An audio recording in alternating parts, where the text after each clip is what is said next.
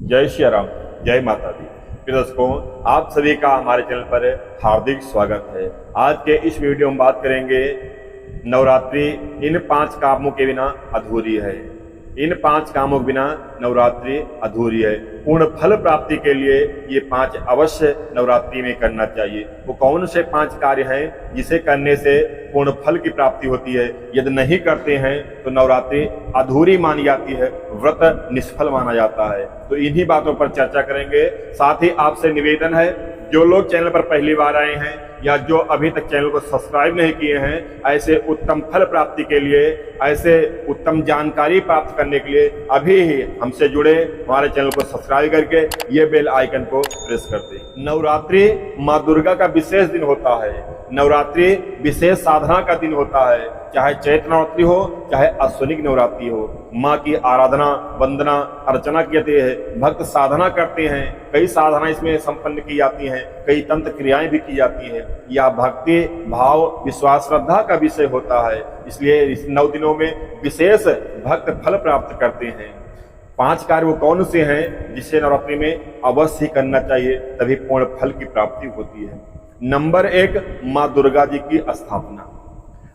स्थापना सभी लोग करते हैं, लेकिन जैसे हमारा मंदिर है, अब नवरात्रि आने वाली है, कल नवरात्रि है, तो हमारे अंदर ऊर्जा होनी चाहिए, खुशी होनी चाहिए, चाहत होनी चाहिए कि माता जी का आगमन होने जा रहा है। उसी चाहत, उसी खुशी अनुसार हमें अपने मंदिर के साफ सफाई, घर की साफ सफाई करना चाहिए।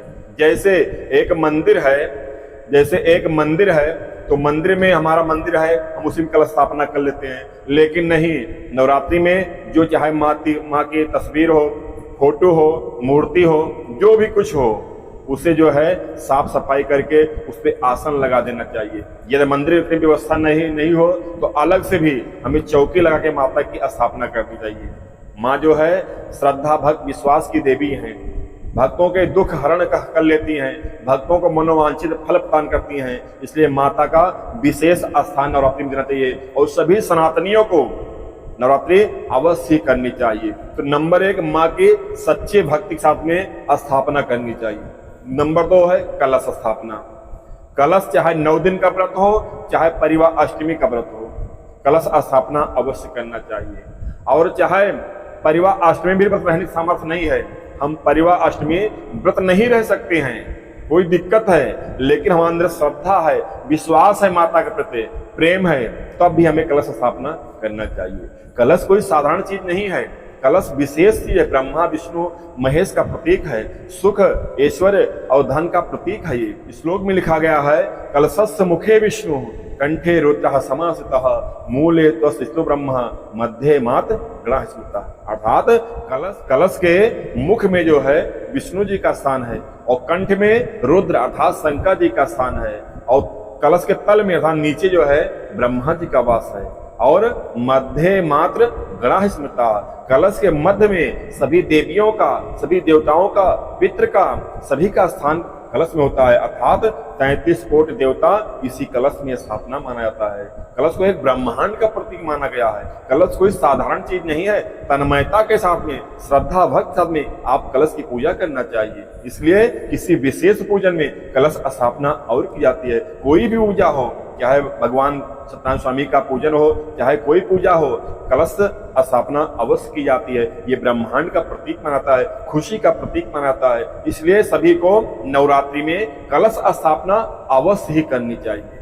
2 चीज हो गई। तीसरा चीज है कन्या पूजन। इस नवरात्रि में चाहे हम 9 दिन का व्रत रखें, और चाहे परिवार अष्टमी व्रत रखें, और चाहे व्रत ही न रखें, केवल हम कलश स्थापना करके माता का सुबह शाम पूजन कर रहे हैं, माता की सेवा कर रहे हैं, तब भी हमें अष्टमी या नवमी में कन्या पूजन अवश्य करना चाहिए। कन्या पूजन माँ का साक्षात्कार होता है, माँ का रूप होता है कन्याओं में। इसलिए हम माँ को ही मानकर कन्या रूप में पूजन करते हैं कि हम माँ का पूजन कर रहे हैं। तो 1 कन्या, 9 कन्या, अर्थात 1 से लेकर 9 कन्या। ऐसी नहीं है कि 9 कन्या हमें मिले तभी हम पूजन करें।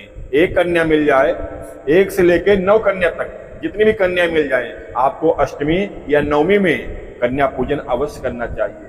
और कन्या 2 साल से लेके 10 साल के मध्य इन्हीं कन्याओं का पूजन हमें नवरात्रि में करना उत्तम माना है और करना चाहिए। चाहे 9 दिन का व्रत हो, चाहे परिवार अष्टमी का व्रत हो, और चाहे व्रत ही न रखें, केवल माँ का पूजन अर्चन वंदन करते आ रहे हैं तो हमें कन्या पूजन अवश्य करना चाहिए, अर्थात माँ का पूजन अवश्य करना चाहिए। अब चौथी बात है यज्ञ की। नवरात्रि में यज्ञ का विशेष महत्व माना गया है। घर शुद्ध होता है, सुख शांति बढ़ती है, देवताओं के लिए जो है वह विशेष आहुति का अग्नि में प्रवेश होता है कि हम आहुति देते हैं वह हमारी देवी माँ तृप्त हो जाती हैं, जो भी त्रुटि हुई है उससे हमारी तृप्ति शांत हो जाती है। इसलिए ये नवरात्रि में यज्ञ करना, हवन करना बेहद शुभ है। चाहे आप 9 दिन का व्रत रख रहे हैं, चाहे परिवार अष्टमी का व्रत रख रहे हैं, तो चाहे व्रत नहीं रख रहे हैं, किसी कारणवश कोई दिक्कत है तो आप केवल पूजन करते आ रहे हैं, तो अष्टमी या नवमी में आपको हवन अवश्य करना चाहिए, माता जी के नाम अवश्य करना चाहिए। चाहे आचार्य से कराएं, चाहे स्वयं आहुति दें, लेकिन हवन करना बेहद शुभ माना जाता है। 5वां कार्यवाह है नारी सम्मान। जो हम माता जी का पूजन कर रहे हैं, इस नवरात्रि माता जी को आराधना, वंदना, साधना, अर्चना कर रहे हैं, तो हमें नारी सम्मान अवश्य करना चाहिए। माँ दुर्गा एक नारी है, तो नारी का सम्मान अवश्य करना चाहिए। यदि नारी का सम्मान हम नहीं करते हैं तो हमारा पूजन करना व्यर्थ है। हमें पूजन करने कोई अधिकार नहीं है, नवरात्रि व्रत करने कोई अधिकार नहीं है, इसलिए हमें नारी का सम्मान अवश्य करना चाहिए। हम अपने घर से ही शुरुआत करते हैं, अपने घर से ही सुख शांति समृद्धि कामना करते हैं। गुरुदेव लिखा हुआ है कि हम सुधरेंगे युग सुधरेगा, हम बदलेंगे युग बदलेगा। पहले हमें अपने आप को बदलना चाहिए, हम अपने आप शुरुआत करें। सभी लोग अपने अपना देखना शुरू कर देंगे, पूरा विश्व ही गांधीमय हो जाएगा, दुर्गामय हो जाएगा, भक्तमय हो जाएगा और सनातनमय हो जाएगा। तो हमें अपना सुधार करना चाहिए, आज से ही हमें प्रण लेना चाहिए। आज से महिलाओं का, नारियों का सम्मान करेंगे। किसी की बहन बेटी हो वह हमारी अपनी बहन बेटी हो, इस भाव से दृष्टि डालना चाहिए। अपने घर में अपनी महिलाओं सम्मान करें, कलाए कलह से दूर रहें, वातावरण शांत रखना चाहिए, जैसा भी हो सामंजस्य बना के रखना चाहिए। तो जो लोग इस नवरात्रि में इन 5 चीजों का दृढ़ संकल्प कर रहे हैं, ये 5 लोग कर रहे हैं, माँ दुर्गा की विशेष अनुकंपा उनके ऊपर होगी। नवरात्रि की पूर्ण फल प्राप्ति उन्हें मिलेगा। अब कुछ लोग कहेंगे कि हम तो कलश स्थापना किए नहीं, तो क्या हमारा नवरात्रि निष्फल हो गया? ऐसी बात नहीं है, ये तो पूर्ण फल प्राप्ति की बात हो रही है। अगर ये 5 चीज हम कर रहे हैं तो ये पूर्ण फल प्राप्त होता है। यदि इसमें कुछ त्रुटि हो जाती है तो पुण्य कम मिलेगा। जैसे जितना हम बैंक में बैलेंस डालेंगे उतना हम पैसा निकाल सकते हैं। अब हमें 5 चीज अगर हम क्रमवाही कर रहे हैं, माता का स्थापना कर रहे हैं, कलश और दीपक का स्थापना कर रहे हैं, और कन्या पूजन कर रहे हैं, हवन कर रहे हैं और नारी का सम्मान कर रहे हैं, तो हमें पूर्ण फल प्राप्ति होगी। नवरात्रि का जो फल है, पुण्य है, वह हमें विशेष रूप से प्राप्त होगा। तो इसलिए आप शंका न करें कि हमें कलश स्थापना नहीं किए हैं, दीपक नहीं जगाए हैं, कोई बात नहीं है। हम सुधरे युग सुधरे, अभी से ही अपनी शुरुआत कर लीजिए। आगे अभी हमें हवन करना है, कन्या पूजन करना है और नवमी अष्टमी में नारी के सम्मान का संकल्प लेना है। तो आगे सुधार लीजिए, अगली नवरात्रि से हम कलश स्थापना जरूर करेंगे, ये सोच लीजिए। जो जानकारी नहीं है कोई बात नहीं है, माता जी भाव भक्ति हमारी माता जी हैं, उनसे हम क्षमा प्रार्थना करते हैं, उनके सामने अपना दुखड़ा सुनाते हैं, वह माँ है, वह रीत जाती हैं, अपने बच्चों को अवश्य क्षमा करती हैं। तो इसलिए जो हो गया सो हो गया, हमें अपना आगे सुधार कर लेना चाहिए। तो अभी हम आज से ही प्रयास कर रहे हैं कि आने वाले दिनों में अष्टमी या नवमी में हम कन्या पूजन करेंगे। कन्या चाहे 1 मिले, चाहे 2 मिले, चाहे 9 मिले, हम कन्या पूजन अवश्य करेंगे। चाहे हम 9 ही आहुतियां डालें अपने घर में, लेकिन हम हवन अपने घर में अवश्य करेंगे। और अष्टमी नवमी में ही हम प्रण करेंगे कि आज से हम नारी का सम्मान करेंगे, महिला का सम्मान करेंगे, और शुरुआत अपने घर से ही करेंगे। जो घर में कलाए कलमश है उसको दूर करेंगे, अपने घर का सम्मान करेंगे, कल से हम औरों भी नारियों का सम्मान करना शुरू कर देंगे।